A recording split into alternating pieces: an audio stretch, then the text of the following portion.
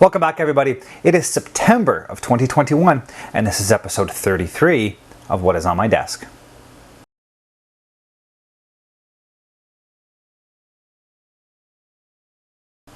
So here we are, back for another one of my What's on My Desk updates. We'll get swung over the desk here in a second, take a look. Some significant progress on those 4 models.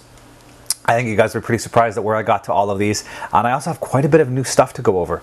There's some new books and a couple of things that I picked up at the Airshow. So we'll take a look at some of that. And I'm just realizing I'm filming this intro after I filmed the desk portion.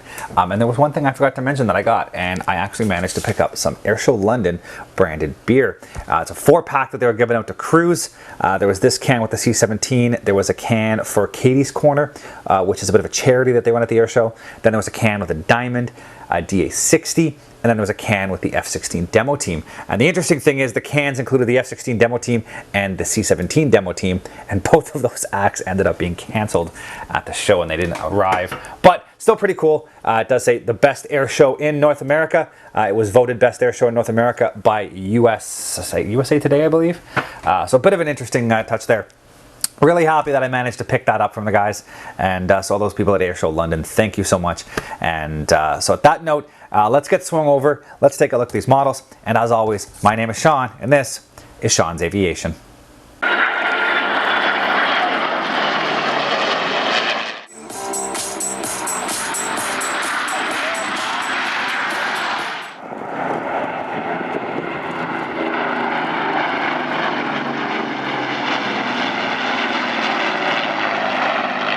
And just before we jump into this video, I do want to say thank you to everybody out there who has been following, who has subscribed, who have liked the videos, the people who are interacting through comments. I do appreciate it all. It is getting me that one step closer to that landmark of 1,000 subscribers. And for anybody out there who is wondering, I do plan on monetizing this channel, but only in the sense that it's going to offset some of the costs involved in the back end of running it. As I'm sure you've noticed, building these models takes up a lot of material. And up until now, that's just been coming out of my back pocket.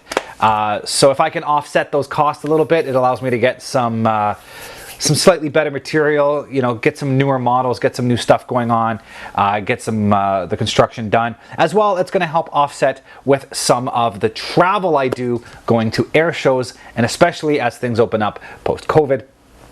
To some of the different locations that I plan on doing some on-location filming. So there are costs incurred. Up until now, I've been doing it in my back pocket. And, you know, at some point, like I said, when I hit those 1,000 subscribers, I will monetize. So if anybody out there is questioning that, I will, but it's only for the back end to balance.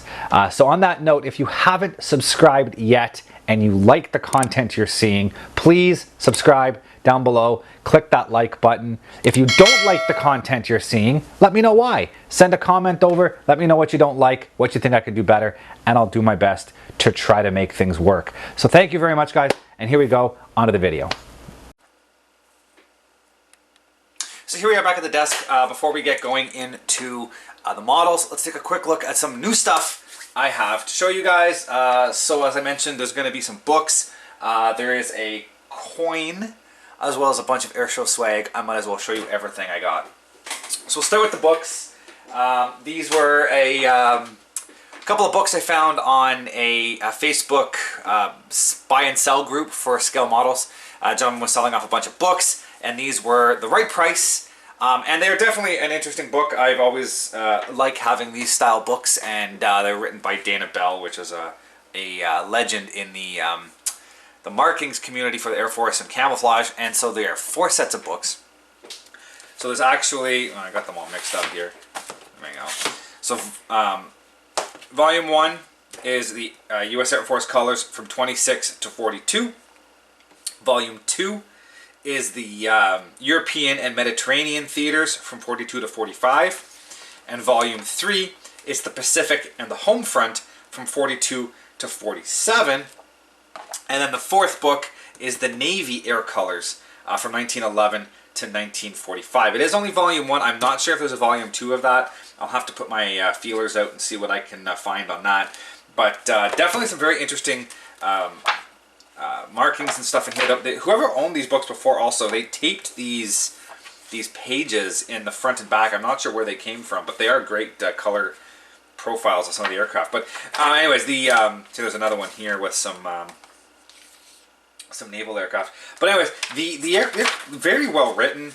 They're showing, for example, the stripe colors and measurements and roundel locations and measurements, and he goes into detail about colors and unit markings and placements and everything.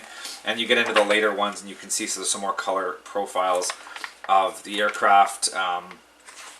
Some of the temporary camouflage schemes at the war. Again, some more of these interesting schemes that you don't see a lot of. Here are some profiles of some of these temporary camouflage schemes that were worn by a number of U.S. aircraft. So some really cool stuff. All these National Guard home squadrons, training unit logos. It's also a great reference if you get pictures of planes and you're trying to figure out where they belong to. This book will definitely help you go through, again, for example, with some of these National Guard units, figuring out what aircraft belong to what units. Very, very interesting book. So like I said, this one only covers up to 1942. And in this book, the Eastern and European and Mediterranean, again, it's got some of these pages taped in the inside. I'm not sure what these came out of, but they are there. So again, you can start looking at some of the early war paint schemes and the 9th Air Force, 12th. Again, all these different markings they carried. Here you've got things, for example, the here we go. Colors for the roundels. Again, some color profiles of some of the aircraft that were used. Here we've got the different bomb units and with each letter. And again, if you see a picture of a bomber, for example, a B-24 with a square P. Well, square P was the 487th Bomb Group. And then from there, you can figure out what R5, which individual squadron belonged to R5. So you can go through and figure out, for example, here's an A, that's the 94th Bomb Group, right? So you can start to figure out which aircraft belong to which bomb group, and we have this information here. So that helps us, helps me in the future to figure stuff out. Same here with the different markings on the tail for some of the 5th Bomb Wing markings. So it's a great reference. Not only, again, here's Tactical Air Force markings on the B-26s and A-26s. Return to natural metal. And they, again, 15th Air Force B-17 markings, 15th Air Force B-24 markings. So it's got all this information here. Geometric symbols for 8th and 9th Air Force fighters. Here's all the different squadron insignias for a whole bunch of the fighter units. These books are definitely showing their age, unfortunately. This is an amazing resource right here. 15th Air Force B-24s. You've got all the different color coding for the vertical and horizontal stabilizers. Not only is it interesting for for me to figure out what I see, but for painting models, being able to accurately see the markings and how they're supposed to be laid out. Here's all the fighter units and their respective markings. So again, if you see a P-51 with a specific color scheme, you can come into here and figure out what they were from, what unit it flew in, what's even down to the squadron level. So it's an amazing resource to go through. You know, for example, the checker tail, all you have to do is come back into here and, you know, you look for, actually I don't even know if they're going to have the checker tail. See, I say that, but now I'm not able to actually find, like, what is it? It's 325th Fighter Group. So it's got to be over here somewhere. Yeah. Maybe it doesn't have everything, to be honest. I figured it would have it, but I guess here we go. Live on the camera, I am being shown that it is not all there. Now, granted, there might be more pages farther in that I'm not getting to yet. But, yeah, so it's an amazing resource to be able to go through and figure out what belonged to what unit codes. So here we go. If you see a specific 2-letter code, like let's just go back here and find a picture PI. Here's a P-47 with the squadron code PI. So you can go to here, you can find PI, and PI was the 360th Fighter Squadron, 356th Fighter Group. So yeah, it definitely helps out And then here, for example, it's by group. So if you want to know what the 435th tactical cargo gliders, I guess, 495th Bomb Group, each bomb squadron and what their codes are. So it allows you to quickly figure out the details if you are doing, for example, a profile, or if you're painting a model or something. And then again, some of these pictures that get taped inside, they must be from a magazine or a book. So that's part 2.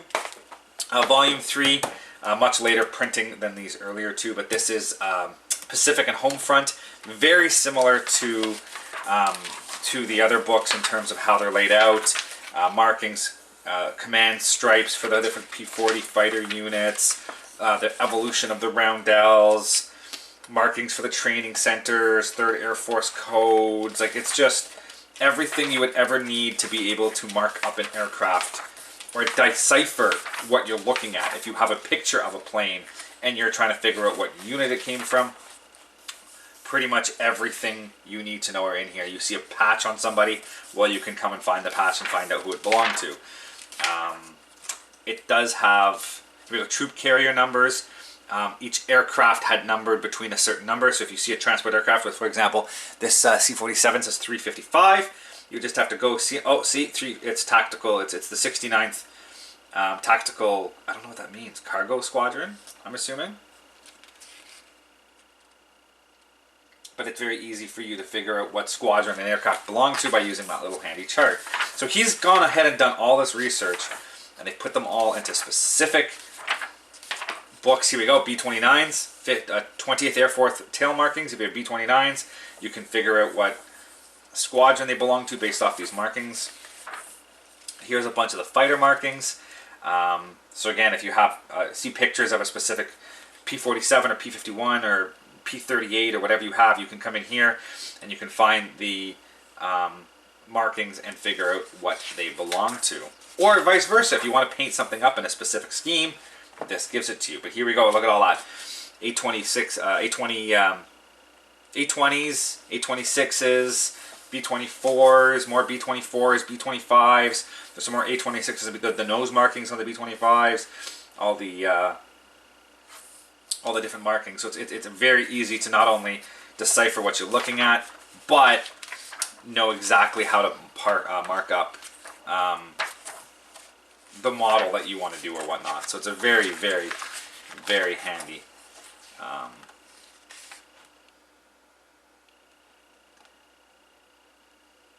here we go. Here they even have the post-war buzz markings. It's actually something I've always wanted to I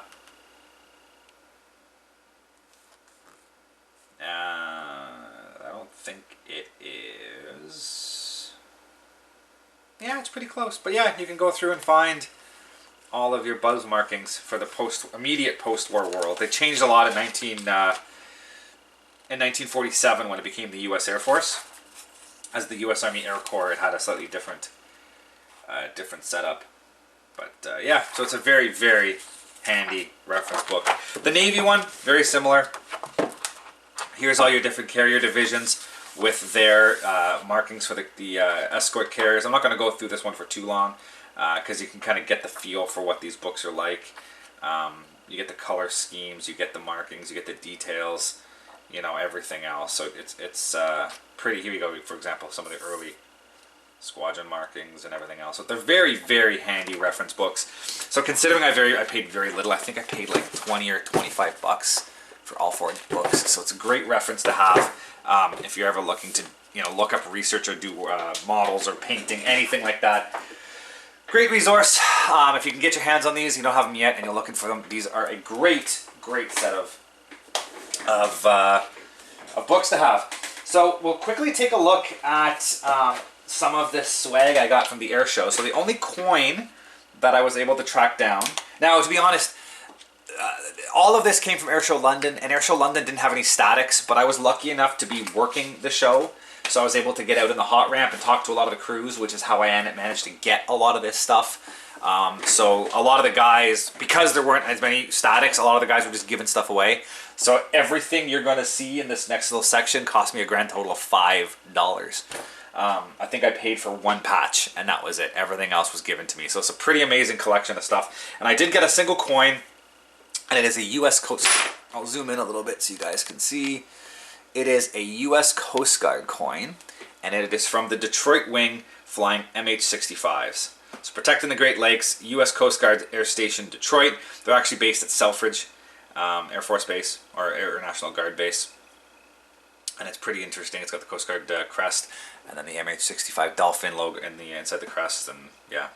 Again, it's, you know, coins are coins, and I'll take it. I'll add it to the collection. Looks really good. These guys were a great bunch of guys. The crew from the MH-65, real fun to talk to, work with. They were good. I mean, everybody at that show was a good bunch of guys. I spent half the weekend hanging out with the Blue Angels guys and gals, and it was a great show. So that's the coin I got. So sticking with the Coast Guard theme, they had an HC-144 Ocean Sentry. I talked to those crews. I got a couple of patches from them. I have one patch I'm actually going to give away to a friend of mine. This is the patch I'm keeping. So this is the their actual squadron patch, and it's the Cape Cod Air Station Cape Cod, where they fly the H-60s and the HC-144s. So that's their little like squadron patch for that unit, and yeah, I like the look of it. It looks very old-fashioned and whatnot.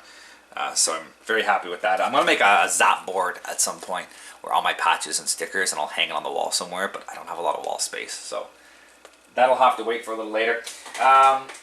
Sticking on the US theme, this is the only patch I paid for, and this is the P8 Poseidon patch. They had one there, flew in on the Friday night, did a few passes. It did not fly on the Saturday. It was static on Saturday, but then flew out on the Sunday, did a show on the Sunday. I wasn't there for the Sunday show, so luckily I saw it come in on the Saturday. But that is the Poseidon patch from them. Like I said, these guys wanted $5 for the patch. I'm okay with that. That's going to look cool on my zap board whenever I get it set up.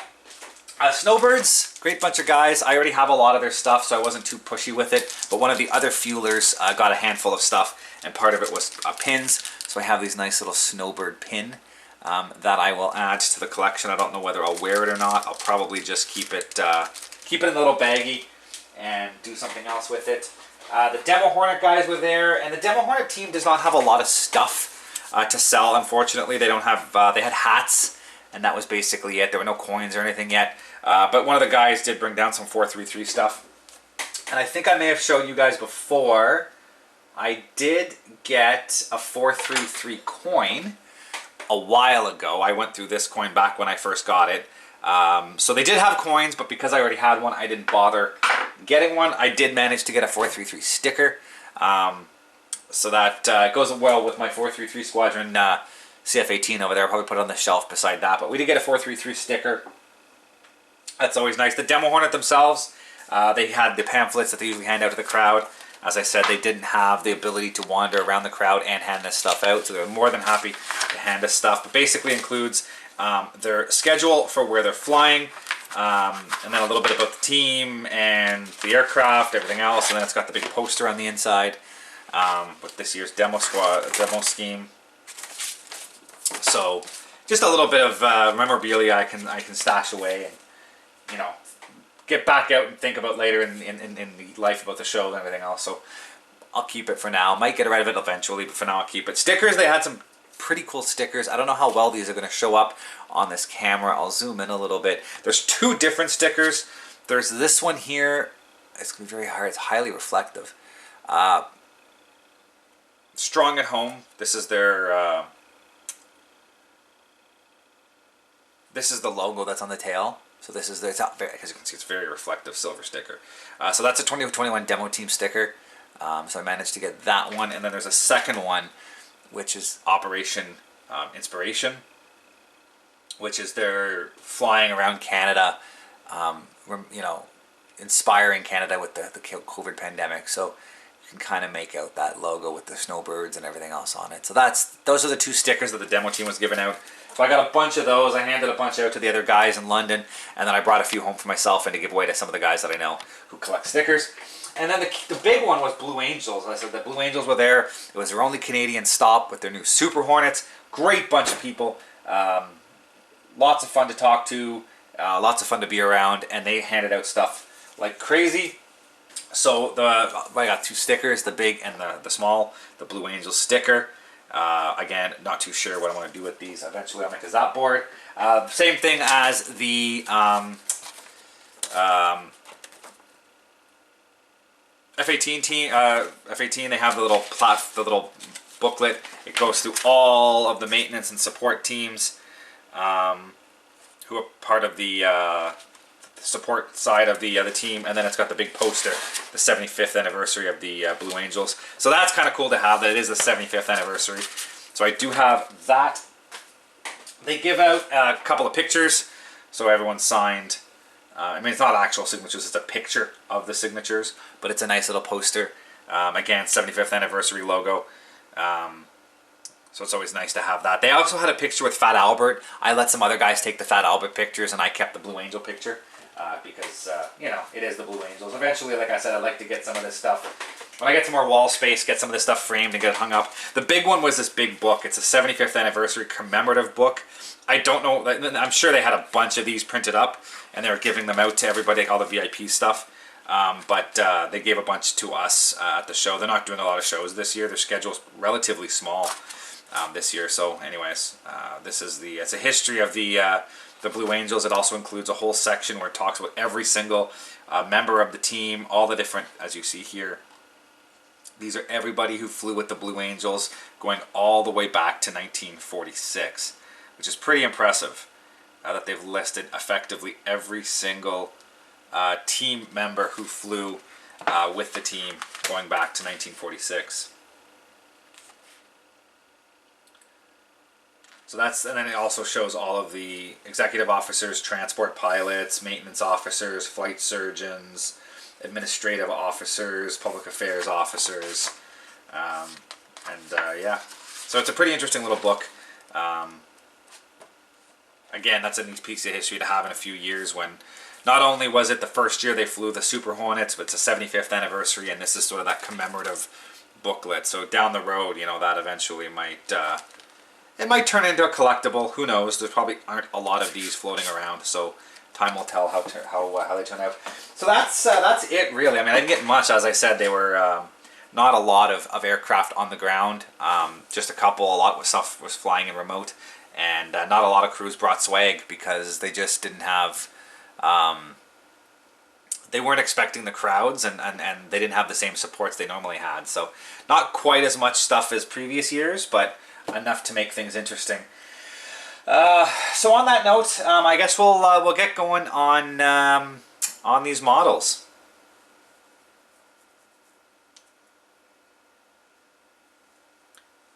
So we'll do the usual order on these models. We'll start with the C-130, and just as a heads up, there are quite a bit of work done on these. I think even for myself, I'm pretty surprised at how much I managed to get done in the past month. I got quite a bit of extra time to sit down and work on these. The girls have been in daycare, and my oldest, she's been at camp and or daycare for the vast majority of the month of August. And that gave me a lot of that ability, that time to sit down and plug away at some of this stuff. So well, like I said, we'll start with the C-130, take a quick look at what I got going on. So the C-130 has been painted. It's got the first coat of paint down. I did end up doing, I lightened the color, gave it a shot, and then I lightened it again and did some highlights and some you know, bit of variation in color just to lighten it up a little bit. And then once I do a black wash and a bit of weathering, it'll really make it pop. So I'm pretty happy with how it's turned out. As I said, the color looks really nice. The repair I did back here is hidden quite well. I'm not too worried about it because it will be on the bottom and not many people are going to see it. But overall, it's looking good. I haven't done the drop tanks or the gear doors. All of that I'll paint separately. Yeah, it is coming along. It's looking really good. I'm happy with how it looks. So my airbrush, unfortunately, it actually broke. I'm unable to use it right now. I have to either try to track down a part or buy a new airbrush. So that's going to be a job probably this week. I got to go out and start looking at that and figuring out if I can get it or not. But yeah, so it's coming along. The next step's going to be, as I said, to get the gear base painted white, get the gear doors and the drop tanks painted gray. I got to get the props painted up, and then I can start to gloss this, get some decals down, and then a bit of weathering and a flat coat at the end. So it's moving along quite well. It looks really good. I'm really happy with it, so I'm sure the client will be happy with it as well. So next up, if I remember the order properly, should be the Battlestar Galactica Viper, and again, quite a bit of progress on that. It's painted as well. It's all assembled. I got the all the main components put together on it. I got all the seams cleaned up as best as I could, and then it has been painted in the base color gray. I need to do a bit more research, as I said, online. I want to find some shots of the studio model to see how the variation happens in the colors, and where there's weathering and where there isn't. And I'm probably going to paint this section in here a slightly darker or a weathered shade of gray, and then everything will get black washed, and then everything will get a little bit of sort of highlighting. I'm going to do some black like staining across here, and you know, some little things here and there, just taking a look at the way it looks on the studio model. And then back here, these exhausts, as I said, I'm going to do them up and out. Like this part here is still not glued on, so it can just be slid on and off as needed. And I do plan on painting these exhaust cans at the back with Alclad jet exhaust, so they'll have a nice kind of shiny pop to them when it's all said and done. But yeah, so that's coming along. Same thing as the other one. It's just some bit of highlights, and then gloss coat decals, and then some final weathering, and then a flat coat, and then it'll be ready to go. I also need to look at how the cockpit was done on the studio model. I want to make it look as close to the studio model as possible. So it's coming along nicely. Next up would be the P-38 Lightning, and it is also painted. Highlights of highlights. So there you go. There's the P-38 painted. It's actually a very, very dark gray. I took the black paint and I lightened it up quite a bit. And there's a reason for that, and it's because when you look at things that are painted black from a distance, they stop looking as black. And there's always a bit of a variation between, for example, like a tire will always look different than a fuselage, and a prop will always look different. So by lightening the black a little bit and making it a very dark gray, when I add the black props and you start highlighting some things with actual black, it will give you a bit of variation in the panel lines, and it will make it look a lot better than if it was just an actual like black. You can see when you start to put black beside it, you know, you don't want the whole model to necessarily look black, because you lose that ability to do some highlights, and this is going to allow me to get some variation going on in the color scheme here and there. So I will do some highlights in black. Some areas will get some actual darker black, and then this will all be done up in an Alclad aluminum with the turbo supercharger with the exhaust staining coming down the back.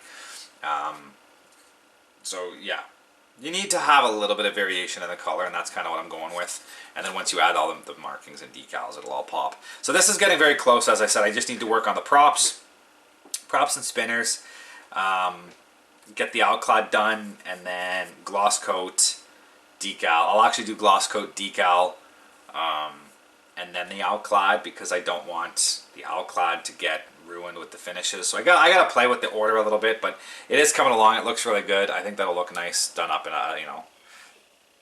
I've also got to get the guns figured out, how I'm going to mount the guns properly, because I don't have the internals. I think I've mentioned before. I just got to figure that out. But anyways, that is the P-38 Lightning, and finally the B-25, and it is also painted. So the whole thing's been painted aluminum. The wings were already painted aluminum from before. But I did manage to get the fuselage assembled and finished, and painted aluminum as well. So there's still quite a bit of work left to do on this. The horizontal stabs as well as the wingtips need to be painted red. So I need to mask off for that, paint white, then paint red. And then once that's all solid and dry, I can pull the tape off, and then the cowlings, the whole nacelle, the cowling itself will stay silver, but the whole nacelle around the cowling will be black. The nose is going to be black, and I need to do the de-icing boots across the leading edge of the wings, the horizontal and the vertical tails. So that's all going to be masked off and painted black once all the red is done, and at that point I can start doing the gloss coat and the decals, and this will have very minimal weathering on it. The exhaust staining won't really be noticeable because of the black paint. I'm just going to do some very, very minimal weathering on it, probably just a black wash, and that's about it. no real staining on it. So that's the end of that. So we're getting really, really close on all four models to a point where I'm very close to getting done. Unfortunately, like I said, the airbrush is broken and everything I need to do right now involves painting. So everything's on a bit of a holding pattern until I get a new airbrush, or at least get a part. Now I've also got a fifth model that's going to be thrown in the mix. And it's one that my dad is currently building. It's a 1/72nd scale Italeri C119 flying boxcar, and I just have it tucked in under here. So this is the one that he's been building, and he wants it done in Alclad, but he doesn't know how to do Alclad. So that is where I come in. So it's actually going to be pretty rough. I need to do a lot of cleanup on this. We'll have to see how this looks, because my dad's done a lot of sanding, and it's probably going to turn out looking pretty rough with the Alclad. But it is what it is. So, as I work on the other kits, especially once I get ready to do the Alclad on the P38's exhaust and on the back end of that Viper, I'm going to have to mask off the clear parts on this. And then all of this is going to get the gloss black primer, and I'm just going to Alclad it in aluminum, and then I'm going to seal it, and then I'll give it back to him, and he can do what he wants with it. It's just a matter of me doing the masking and getting it painted in Alclad. So it's not much work, but it's enough that it's, you know, just going to make a little bit extra work that I got to do. And yeah, there really is a lot of little things I got to clean up on it. But anyways, this is going to be just a quick, and it's going to be very close to the end, because like I said, Alclad will be one of the last things I do on the P38. So I still have a few weeks before I can get around to getting that done. But eventually, that will also be part of the project. I'll just introduce it now, and then whenever I get around to painting it, you guys will see it as part of the painting process when I'm doing that. So that is the current status of the models. So yeah, that's about it. We've done the books and swag, we've done the models, so that's pretty much it for this month's update. That being said, for what's coming up in the future, I did, like I said, I went to Airshow London. I managed to get a lot of pictures, and I got quite a bit of video. I had 2 cameras on the go, one handheld and one mounted to my camera. So between both cameras plus what I took with the, well, both video cameras plus what I took with the camera, I have more than enough content to come up with a pretty decent video. So I'm going to try in the next couple of weeks to get some of the videos from that air show done up. I'm probably going to do a couple of videos. I like to do one overview, sort of maybe one Friday video and then one Saturday video. You know, Airshow London Friday, Airshow London Saturday. And then do some very specific videos, for example, on maybe what the Snowbirds and the Blue Angels alone did. I'm not going to show all of that in the one video. I'll just do some highlights.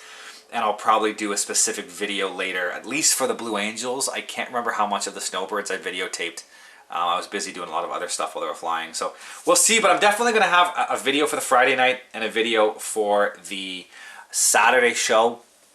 And then maybe some specifics when it comes to, like, for example, the Blue Angels, possibly the Demo Hornet. I might do a specific video on that. So we'll see how that all pans out. On top of that, I still have a few of my RCAF Squadron History videos coming out.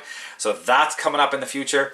And I also have the Gatineau Air Show happening on the 10th and 11th and 12th, or the 11th and 12th. I can't remember exactly the dates. But it's coming up in about 2 or 3 weeks. We've got the show at Gatineau, so I'll have some more pictures and video coming out from there. So on that note, it's been a bit of a long video, so thank you everybody for sticking around and watching this, and stay tuned for some more content, and we'll see you all next time. Have a good one.